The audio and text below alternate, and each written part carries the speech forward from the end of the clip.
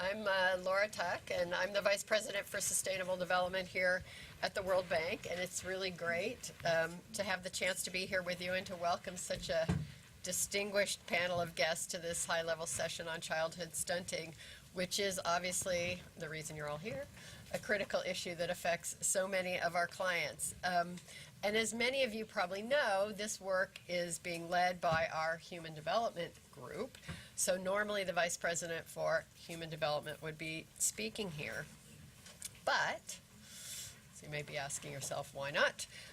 We have done some research, the World Bank together with the UN Platform on Social Determinants of Health, and that shows that if we're going to address the challenge of stunting effectively, we really need to go beyond activities in human development like health and nutrition, which are the traditional ways to address this issue. And we have to start looking at interventions in what we call here in the bank sustainable development sectors like water supply and sanitation.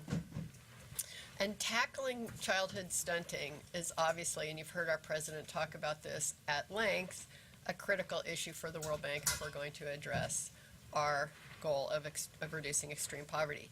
So many of you know, if you work on this topic, you would know that some 155 million children under the age of 5 suffer from stunted growth. And we know that children whose growth is stunted also have long-term consequences later in life. They have impaired cognitive development, higher risk of chronic disease and health problems in adulthood, lower rates of school attendance, and then eventually lower earnings as adults. And some of these negative outcomes in later life can be quantified in economic terms.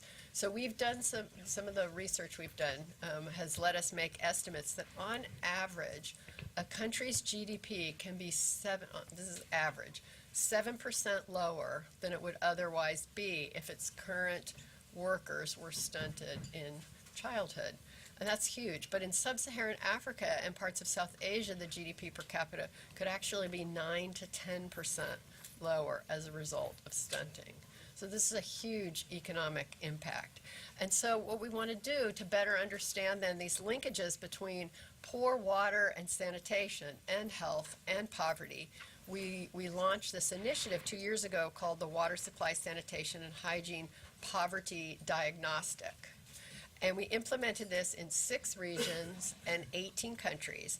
And the results have actually yielded us some pretty incredible facts. So just to give you a couple examples, we found, and as you know, access to basic water services is still a challenge in most of these countries. But the issue of water quality needs a lot more attention than we've been giving it. So in the past, you know, we had the MDGs, which is just about water access.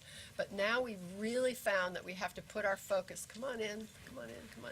We really need to put our focus on this question of quality, because water quality is what leads to things like the diarrheal disease, and that really impairs the ability of children to absorb the critical nutrients that they need. So that's important. But what we found that was much more shocking is that things like E. coli contamination of drinking water can reach levels as high as 80 to 90% in countries like Bangladesh, Ethiopia, and the Democratic Republic of Congo. And when we did this work in Bangladesh, then we found that children who were exposed to higher levels of E. coli had a higher probability of being stunted. So all this becomes linked. So you're going to hear now on the panel, before the panel starts, Guang is going to talk, or maybe later in the session, how the initiative found that when we combine the interventions, so when we look at water supply and sanitation combined with access to health care and feeding practices, then the impact of this package is actually a lot more than the sum of its parts, a lot more than the total of what we were getting when we were working independently. So the idea of having you all here today, and I'm glad to see so many people are interested in this topic, is really to think about how we can bring these different interventions together and the different investments so that they're working in a complementary way: water supply, sanitation, health, and nutrition. And we want to talk to you both about the substantive impact, but also about how do we coordinate across these different these interventions, which is a challenge. It's a challenge not only for our clients and the countries, their ministries that are all organized in sectors, but also for us in the bank. You know, we're a big organization and we're also divided up. And so we really believe, and I'm delighted to have the teams here together, that starting this dialogue on this collaborative behaviors that we need to coordinate the intervention around the interventions and what kind of incentives we need, like we're doing today, is going to be absolutely critical if we're going to move the needle on this important topic. So before we go into this dialogue with the panel, I'm really honored that we have the pleasure today to have the Honorable Danilo Turk here. Many of you know he's the former president of Slovenia. But most importantly for us now, he's the chair of the Global High-Level Panel on Water and Peace.